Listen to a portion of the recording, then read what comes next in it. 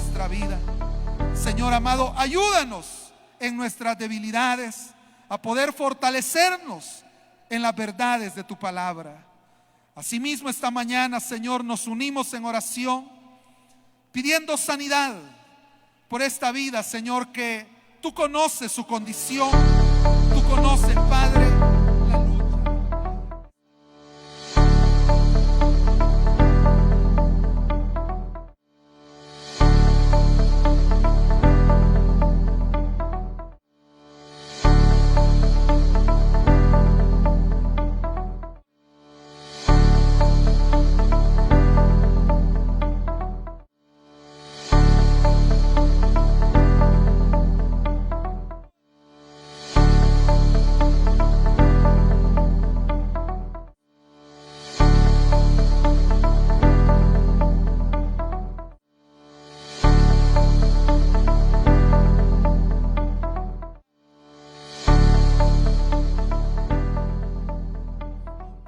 Dispuesto, Padre eterno, glorifícate y permíteles recibir, oh Dios, de ti la respuesta que anhelan, la respuesta que necesitan.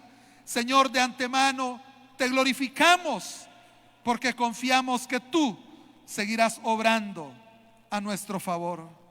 Gracias te damos. Gracias, Señor, en el nombre de tu Hijo amado. A ti, Señor, sea toda la gloria y toda la honra. Gracias, mi Dios. Gloria a Dios. Les invito, hermanos, que abramos nuestras Biblias y vamos a leer en el Evangelio según San Lucas, capítulo 22, y vamos a leer del versículo 14 en adelante. Evangelio según San Lucas, capítulo número 22, versículo número 14 al 20. Si lo encuentra, me dice un fuerte amén. Dice así la palabra del Señor, Lucas 22, 14. Cuando era la hora, se sentó a la mesa y con él los apóstoles y les dijo: cuánto he deseado comer con vosotros esta Pascua antes que padezca. Porque os digo que no la comeré más hasta que se cumpla en el reino de Dios. Y habiendo tomado la copa, dio gracias y dijo: tomad esto y repartidlo entre vosotros, porque os digo que no beberé más del fruto de la vid hasta que el reino de Dios venga. Y tomó el pan y dio gracias y lo partió y les dio diciendo: esto es mi cuerpo que por vosotros es dado. Haced esto en memoria de mí. De igual manera, después que hubo cenado, tomó la copa diciendo: esta copa es el nuevo pacto en mi sangre, que por vosotros se derrama. Amén. Tenga la bondad de sentarse un momento. Esta mañana, amados hermanos y hermanas, el tema que quiero compartir se titula Un nuevo pacto. Ese es el tema que quiero compartir. Un nuevo pacto. Acá, hermanos, aclaramos que se le llama un nuevo pacto porque son las palabras que Jesús utiliza en este pasaje que hemos leído. Pero también, hermanos, se le llama nuevo pacto porque a la luz de la Escritura se sabe que antes de este pacto del cual vamos a hablar esta mañana, ya había un pacto anterior. Y antes de dar detalles, hermanos, sobre ese pacto anterior, debemos brevemente mencionar qué es un pacto. Un pacto, hermanos, es un acuerdo en el cual distintas partes se comprometen a cumplir lo que se ha acordado. Esto, hermanos, nosotros lo conocemos actualmente de distintas formas, ¿verdad? Por ejemplo, un contrato, se hacen contratos legales donde las personas quedan comprometidas con lo que en ese contrato está escrito. Pero de igual manera, hermanos, Dios hizo un pacto, y ese pacto es conocido como el pacto de la ley. Y usted y yo tenemos referencia de ese antiguo pacto en las Escrituras.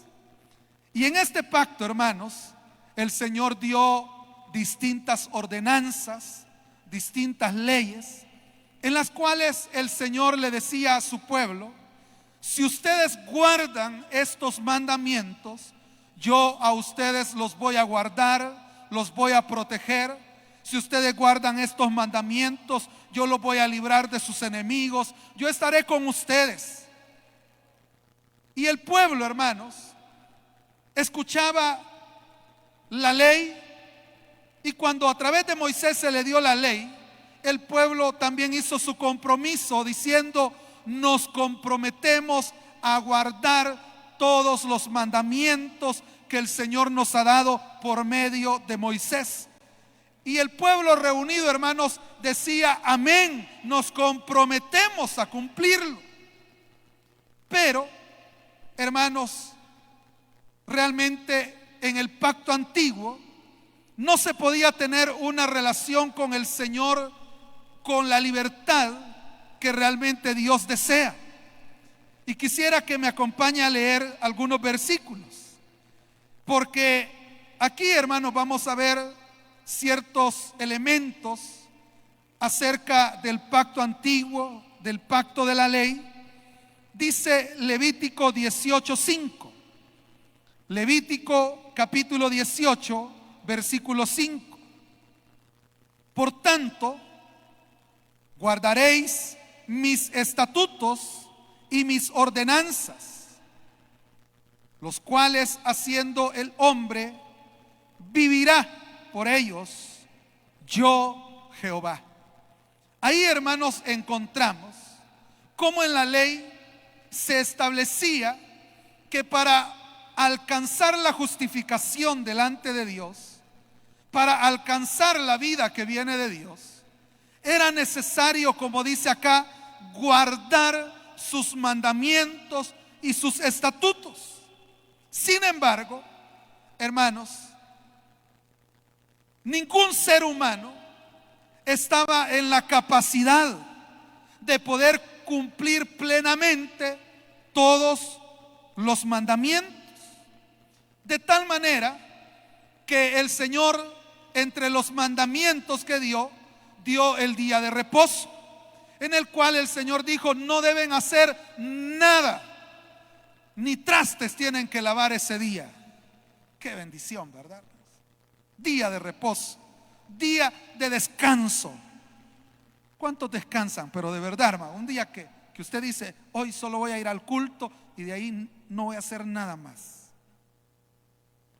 A veces es el día que más trabajamos, quizás, pero es importante el descanso. Pero no es el tema hoy. Pero el Señor dijo: deben guardar el día de reposo. Pero la Biblia, hermanos, narra de cómo una persona, teniendo otros 6 días durante la semana, decide ir a recoger leña el día de reposo. Ese día el Señor lo único que esperaba de esa persona era que descansara. Pero esta persona dijo: ay, qué aburrido estar sin hacer nada. Qué aburrido, ¿verdad? Como no habían tablets, ¿verdad? No habían celulares, qué aburrido. Voy a ir a recoger leña en día de reposo. Entonces, ¿qué ocurrió? Que a ese fulano al final lo terminaron matando por orden de Dios, hermano, por haber desobedecido. Pero ¿a qué quiero llegar? Es que para todos, hermanos, y por eso puse de ejemplo ese mandamiento, porque podía mencionar cualquier otro, pero en nuestra lógica, sí o no, hermanos, que parecería fácil de cumplir ese mandamiento de descansar, de no hacer nada, sí o no. Dicen que en esta generación Hay muchos que no les cuesta cumplir ese mandamiento de descansar, ¿verdad? Dicen, ¿verdad?, que pasan horas en la cama, se dan vuelta para un lado, para la otra, y con el celular aquí, luego para acá, y así. No les cuesta mucho cumplir ese mandamiento. Pero, hermanos, en este caso, ¿qué ocurre? Como dije, en nuestra lógica humana parecería fácil de cumplir, ¿sí o no? Pero aunque parecía tan fácil, imagínense, terminó quebrantando el mandamiento de Dios. ¿Por qué, hermanos? ¿Por qué? Porque en el ser humano hay una naturaleza pecaminosa que nos inclina a ir en contra de la voluntad de Dios.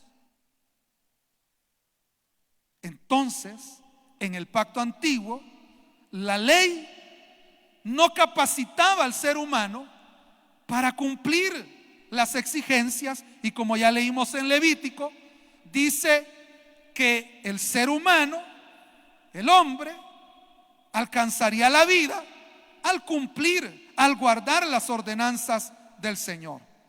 Leamos ahora en Gálatas capítulo 3, versículo 12, que también está haciendo referencia a la ley. Y dice: y la ley no es de fe, sino que dice: el que hiciere estas cosas vivirá por ellas. Básicamente, usted puede ver que es lo mismo de lo que está hablando. Que la ley, hermanos, se espera un cumplimiento total para poder alcanzar la justificación. Pero ¿cuál es la dura realidad? Leamos Romanos capítulo 3, versículo 20. En Romanos capítulo 3, versículo 20, y luego vamos a leer en Gálatas también. Pero aquí encontramos la dura realidad del ser humano. Dice Romanos 3:20: ya que por las obras de la ley ningún ser humano será justificado delante de él, porque por medio de la ley es el conocimiento del pecado.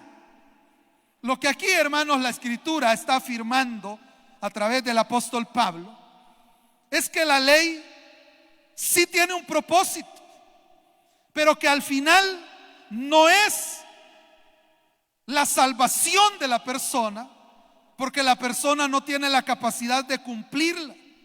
Lo que la ley sí logra es señalar nuestro pecado, porque la ley es la que dice que no hay que mentir. Entonces, como la ley dice que no hay que mentir, nosotros sabemos que la mentira es pecado, que la mentira no agrada al Señor. Entonces la ley cumple un propósito importante, hermanos, porque si no hubieran normas, ¿qué pasaría? Que la vida sería un solo relajo, porque cada quien viviría de acuerdo a su criterio y diría: mire, a mí no me importa si yo le daño a usted, porque según mi criterio yo estoy viviendo bien.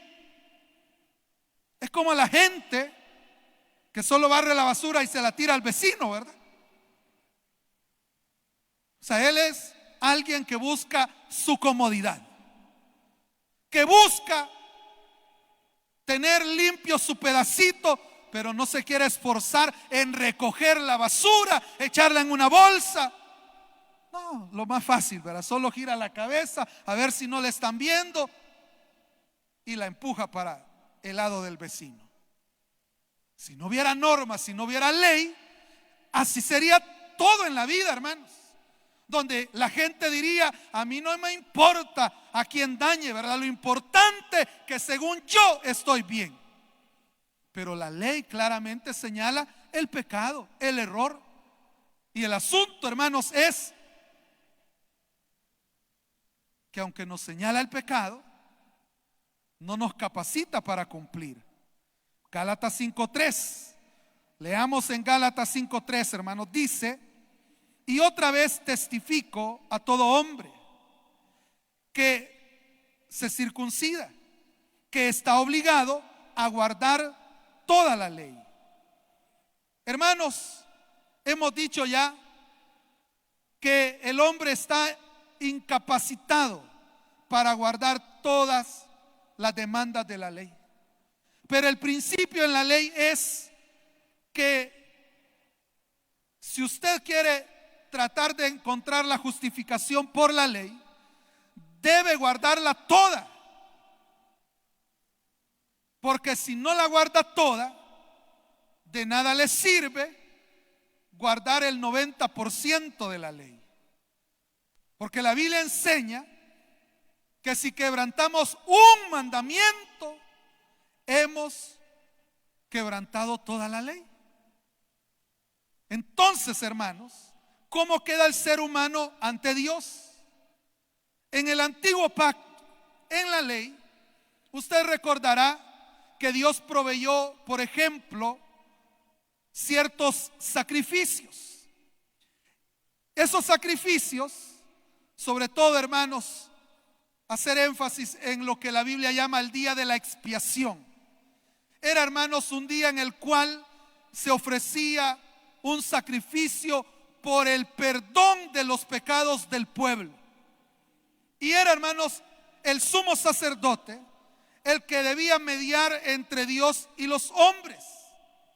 Pero en ese lugar donde se realizaba, hermanos, el sacrificio, los seres humanos comunes no podían ingresar. No podían ingresar. Estaba, hermanos, restringido el acceso. Las personas se quedaban afuera del templo. Es, hermanos, como que les dijéramos a ustedes: les invitamos al culto el domingo, pero que todos se quedaran afuera. Y le dijeran: es que usted no es digno de entrar acá. Así que le invitamos al culto de domingo, pero quédese ahí, por la entrada, de ahí va a participar usted, desde afuera. ¿Cómo sentiría usted venir a un culto donde se está predicando acá, pero no hay nadie adentro, todos están afuera? ¿Cómo sintiera usted? Y le digan: es que usted no es digno de estar ahí adentro. Así era en el tiempo de la ley, hermano. Era el sacerdote el que ministraba dentro del templo, pero la congregación estaba afuera. ¿Pero por qué? Porque se quería dar un mensaje. El mensaje era: ustedes son pecadores, y aquí adentro se va a ofrecer un sacrificio por el perdón de sus pecados, pero aún así ustedes no pueden entrar. Porque, como lo enseña la Escritura, esos sacrificios realmente no limpiaban el pecado, solo lo cubrían.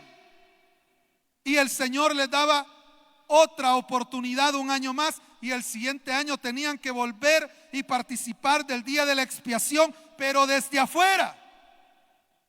Pero ahí es donde llegamos, hermanos, a un punto muy importante, y es que ahora ya no estamos en ese pacto en el cual buscamos justificarnos a través de cumplir la ley, sino que ahora el Señor, hermanos, nos provee justificación, una justificación tan perfecta que ahora podemos tener una comunión estrecha con el Señor.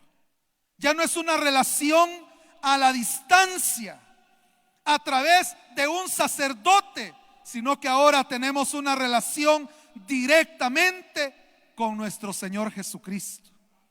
Veamos, hermanos, en Lucas 22, donde iniciamos leyendo, el versículo 14, dice: cuando era la hora, se sentó a la mesa y con él los apóstoles, y les dijo: cuánto he deseado comer con vosotros esta Pascua antes que padezca. Acá, hermanos, usted puede ver que para Jesús esto, hermanos, era un momento de comunión, era un momento de intimidad, y el Señor estaba en ese lugar, en ese momento, con aquellas personas con las que Él tenía más cercanía, más unidad.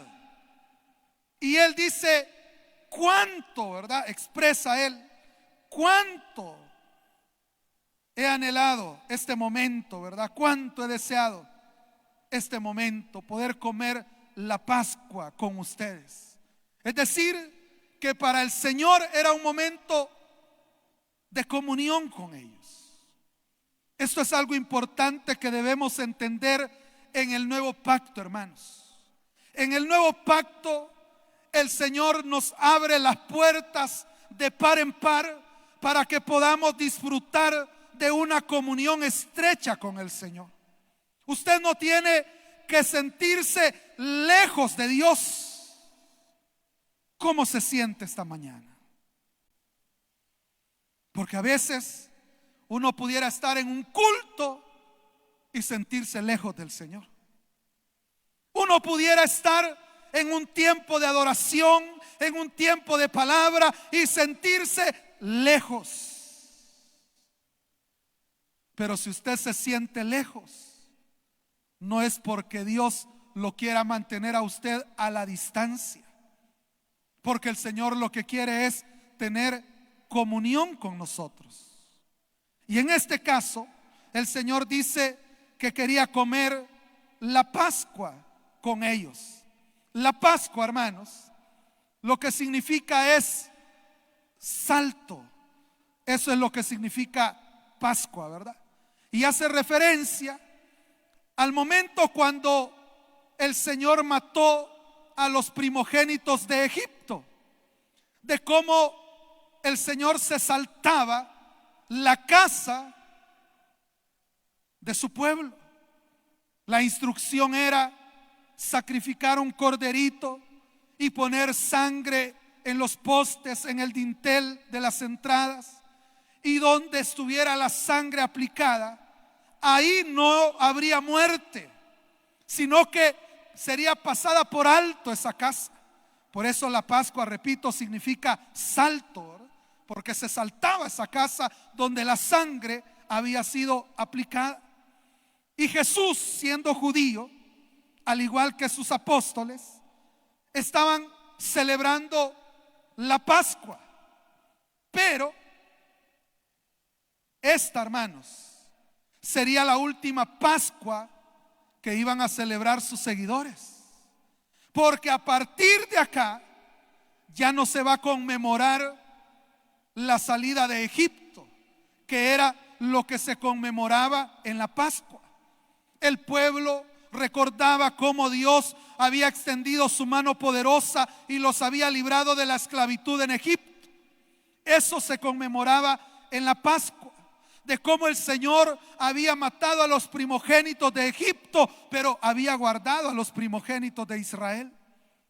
Pero ahora, hermanos, el Señor está a punto de darle un significado diferente a esta cena. Después de ser conocido como la Pascua, ahora nosotros le conocemos como la cena del Señor, ¿verdad? Y ya no conmemoramos la salida de Egipto, sino que lo que recordamos es el sacrificio sustitutorio de Cristo para salvarnos a cada uno de nosotros. Entonces, hermanos, el Señor le dice: cuánto he deseado comer con vosotros esta Pascua antes que padezca. El Señor estaba próximo, esa misma noche sería capturado, iba a padecer, pero quería tener ese tiempo de comunión antes de padecer, y decidió tener ese tiempo de comunión con los suyos. Dice el versículo número 17. Aquí estamos viendo, hermanos, lo que corresponde al nuevo pacto. Dijimos comunión, ¿verdad? Antes no podíamos relacionarnos con Él porque el pecado estaba presente en nuestra vida. Pero ahora podemos acercarnos a Dios, podemos tener comunión con Él. Dice el versículo 17: y habiendo tomado la copa, dio gracias y dijo: tomad esto y repartidlo entre vosotros, porque os digo que no beberé más del fruto de la vid hasta que el reino de Dios venga.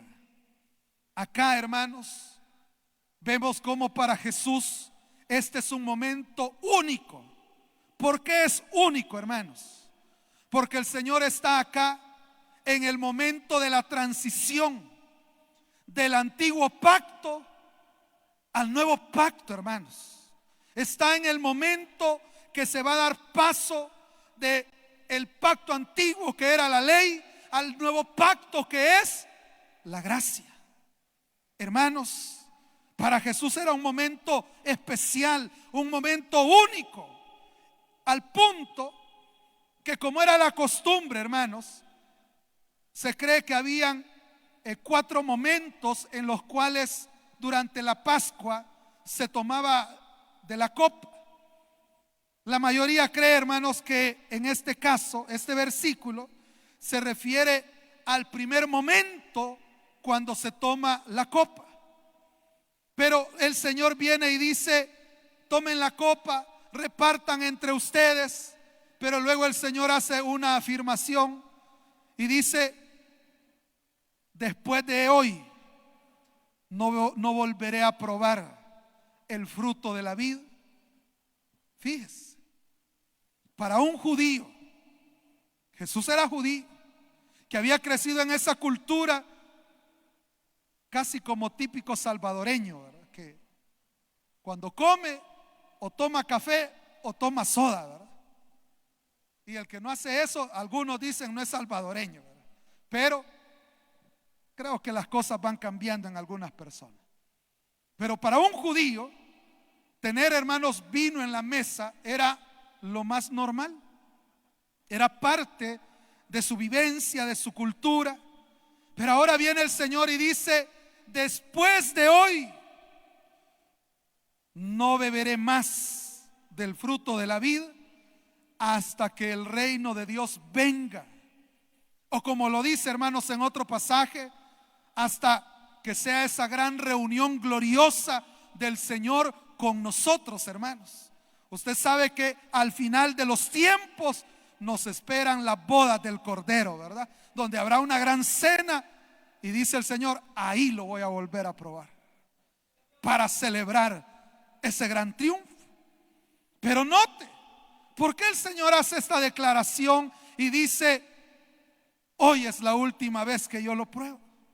Porque para el Señor, hermanos, este momento de la transición era un momento único, un momento especial. Y a veces, aunque somos cristianos, no logramos discernir, hermanos, lo que significa pasar del antiguo pacto al nuevo pacto.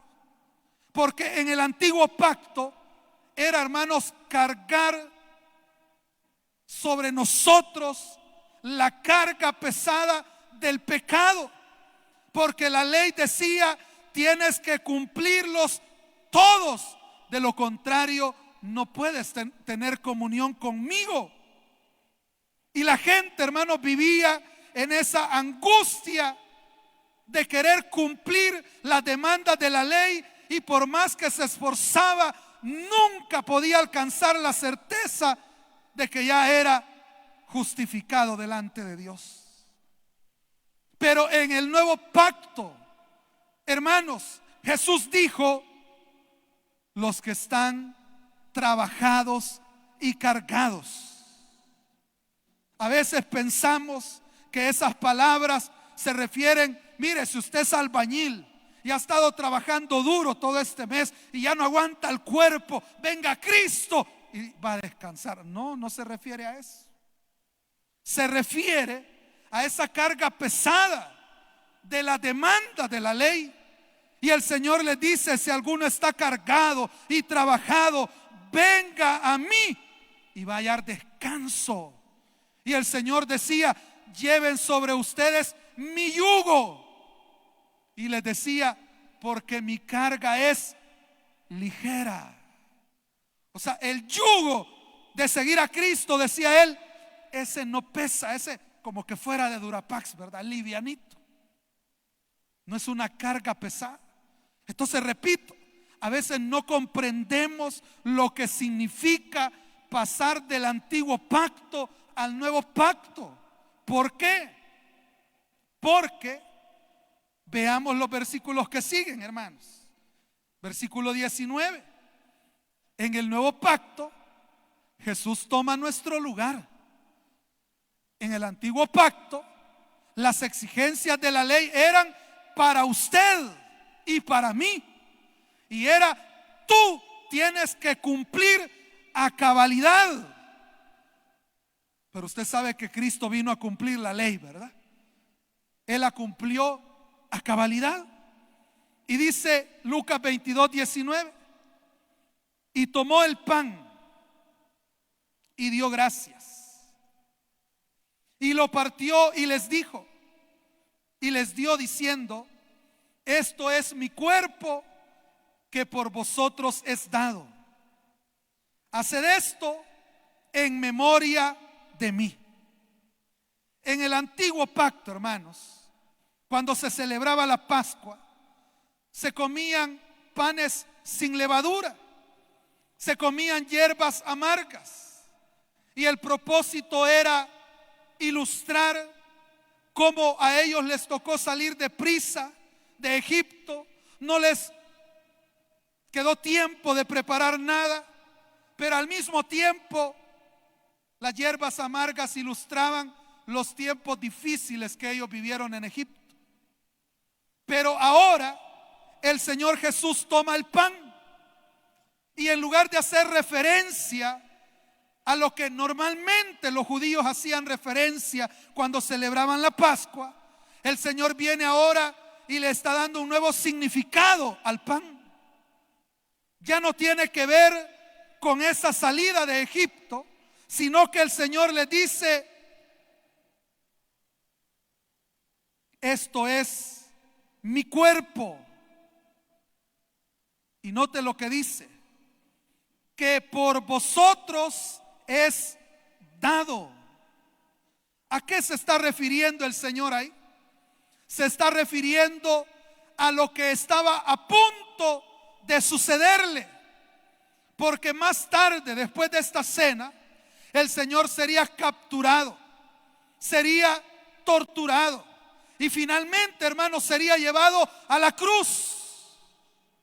Y el Señor está diciendo, este pan es mi cuerpo. No significa, hermanos, que literalmente es el cuerpo. Para todo judío eso sería una gran ofensa.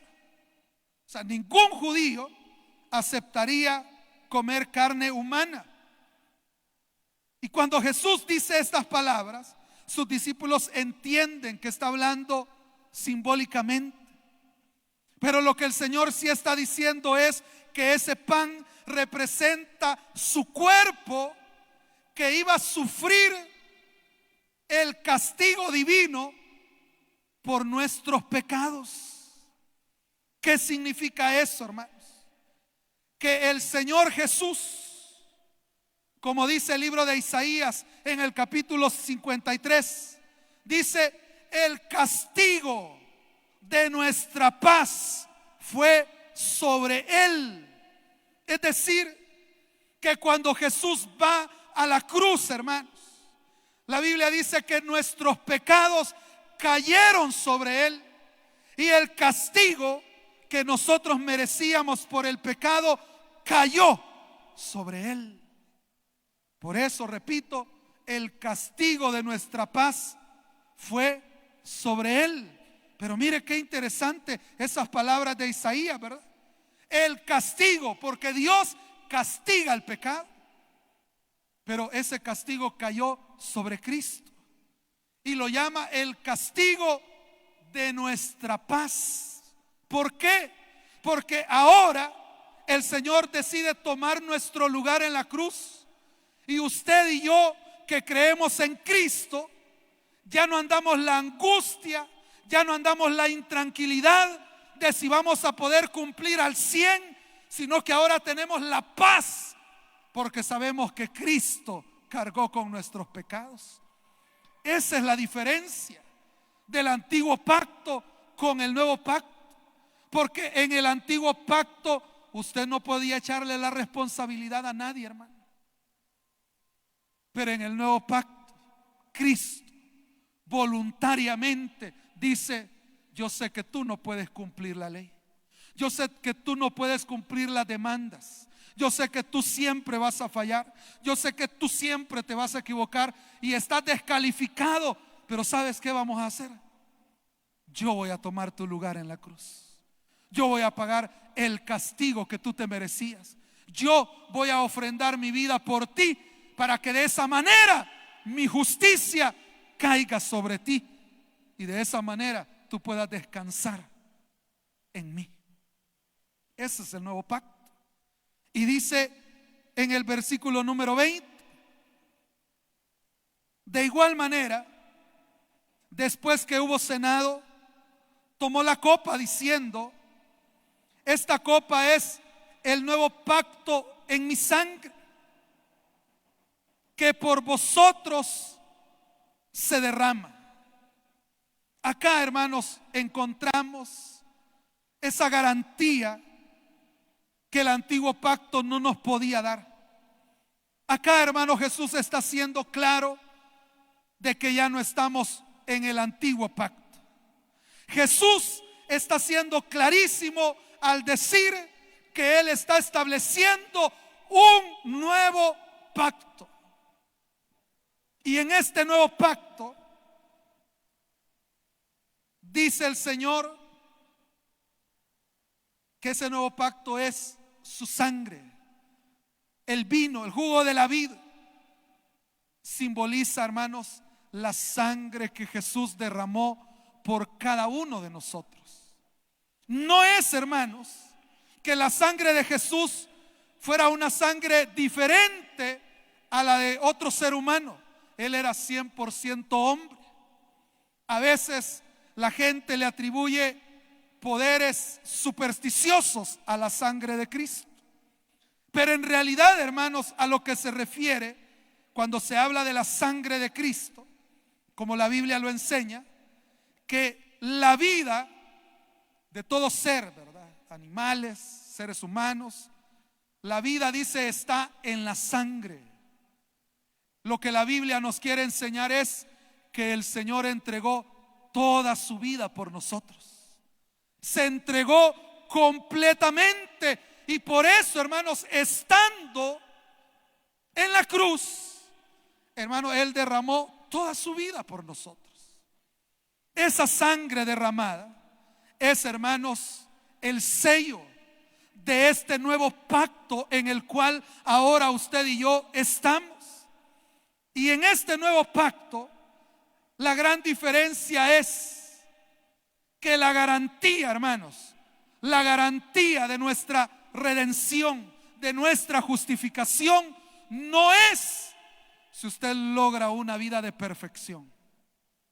Claro, los creyentes, por amor a Dios, debemos esforzarnos por llevar una vida que honre al Señor.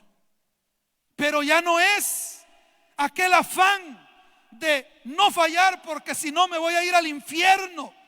Es que si así fuera, hermanos, todas las semanas nos estaríamos condenando, hermano. Todas las semanas. ¿Sabe qué nos tocaría? Decirle, hermano, reciba a Cristo otra vez. Así nos tocaría. Pero en realidad, en el nuevo pacto, lo que usted puede ver es que quien paga el precio por nuestros pecados es Cristo. En el antiguo pacto, la persona no podía evadir esa responsabilidad. Y la ley le decía: tienes que cumplir el 100%, o si no, de nada te sirve. ¿Se recuerdan ustedes de aquel joven rico que quería seguir al Señor? Y le dijo: Señor, yo quiero ir contigo. Y el Señor le dijo: vaya, está bien. Entonces tienes que guardar los mandamientos. ¿Cuáles?, preguntó. Y el Señor le empezó a decir: honra a tu padre y a tu madre. no robes, no adulteres. Todo eso lo he guardado desde pequeño, dijo él. Qué bueno, le dijo el Señor. Entonces solo una cosa te falta: vende todo lo que tienes y dáselo a los pobres. Dice la Biblia que ahí ya no le gustó, ¿verdad? Porque tenía demasiadas riquezas. Entonces dice que se fue y ya no siguió al Señor. Y entonces Jesús dijo: qué difícil es que un rico entre, ¿verdad?, al reino de los cielos. Pero fíjese, este joven, según él, se sacaba 10 guardando la ley. Pero cuando el Señor le pasa el examen, salió reprobado. Entonces nosotros, como ya sabemos que vamos a ser reprobados, mejor ni nos hagamos el examen, ¿verdad? ¿Qué hacemos? Venir a Cristo, porque Cristo ya pagó por nosotros, porque Cristo ya murió por usted y por mí, porque en este nuevo pacto el que paga el precio no es usted, el que paga el precio es nuestro Señor Jesucristo. Y entonces, hermanos, ¿qué nos queda? Confiar en lo que la palabra de Dios nos enseña, en las verdades de este nuevo pacto. Leamos Colosenses capítulo 1, versículo 13 al 14. Colosenses 1, del 13 al 14 nos dice: Él nos ha librado del poder de las tinieblas y nos ha trasladado al reino de su amado Hijo, en quien tenemos redención, es decir, liberación por su sangre, el perdón de pecados. Mire qué tremendo lo que está afirmando acá. Dice: Él nos ha librado del poder de las tinieblas.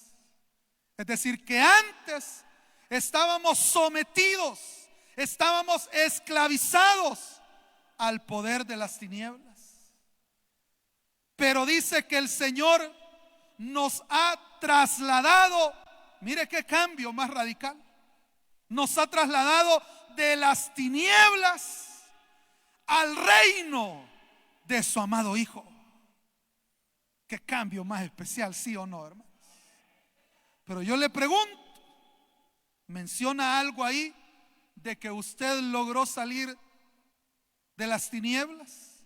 ¿Menciona algo ahí de que usted fue el que logró liberarse? ¿Menciona algo ahí de que fue usted o fui yo los que tuvimos ese logro? No. Lo que dice que fue Él el que nos liberó de las tinieblas, fue Él quien nos trasladó al reino de su amado Hijo, porque todo lo ha hecho Él. Y dice el versículo 14: en quien tenemos redención por su sangre. ¿Por qué por su sangre? Por lo que ya dijimos, porque Él pagó el precio que nos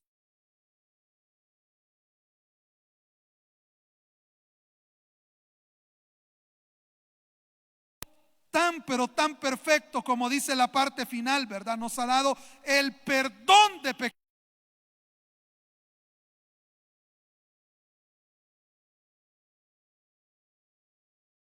Tiene que quedarse lejos. Usted puede venir al Padre a la hora que quiere y decirle: Señor, gracias por haberme liberado de las tinieblas, gracias por haberme perdonado. Y no va a faltar momentos cuando el diablo va a querer minar su mente y le va a querer decir: tú no eres digno de tener una comunión con el Señor. El diablo va a venir a su mente y le va a decir: tú no mereces tener un privilegio, tú no mereces nada. Y usted dígale: es cierto, no me merezco nada, pero Cristo murió por mí, ¿verdad? Cristo pagó por mí. Así que cállate, diablo chuco, ¿verdad? Ya estuvo. Hermanos, qué bendición estar en el nuevo pacto.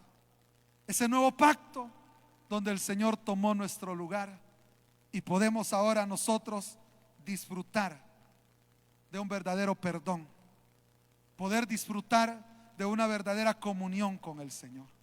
Así que esta mañana, ¿por qué no le agradece al Señor? Porque cada uno de nosotros, hermanos, no éramos capaces de cumplir la demanda de la ley. Si no hubiese un nuevo pacto, piensa, hermanos, ¿qué esperanza tendríamos? Ninguna.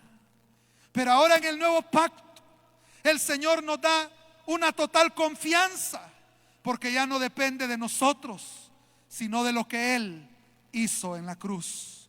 Ahí donde está, alabe al Señor y dígale: gracias, Señor, gracias por haberme redimido. Esta mañana rápidamente yo quiero invitar, si hay alguien que necesita recibir a Jesús como su Salvador personal, o necesita reconciliar con el Señor, levante su mano en alto y vamos a orar por usted. Aquí puede haber personas esta mañana que no se entregan porque dicen: es que yo tengo miedo no poder cumplir, es que yo tengo miedo fallar. Lo más seguro es que si vienes a Cristo vas a encontrar la paz, porque Él te va a demostrar que ya Él pagó el precio por tus pecados.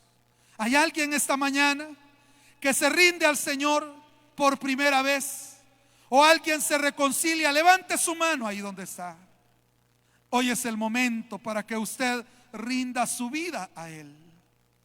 Aquellos que se han alejado del Señor y no están disfrutando esa vida de comunión con el Señor, esa comunión que el Señor quiere que disfrutemos en este nuevo pacto, tú no lo estás disfrutando porque te has apartado.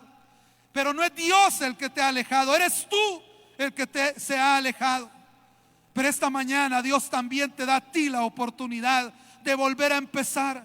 Solo tienes que recordar que Él pagó por tus pecados, y puedes venir a Él esta mañana y decirle: Señor, una vez más te pido perdón, una vez más te pido que me limpies.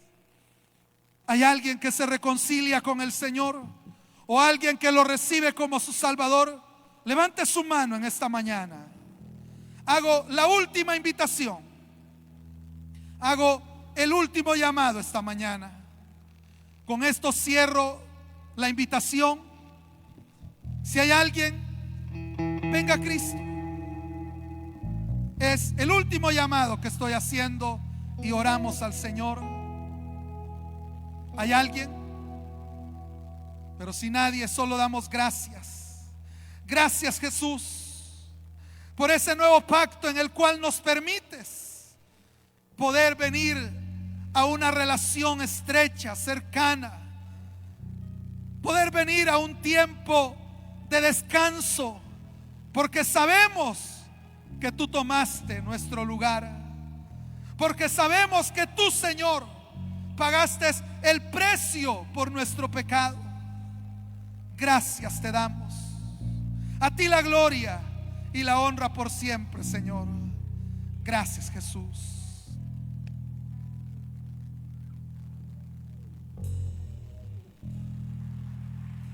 Dios.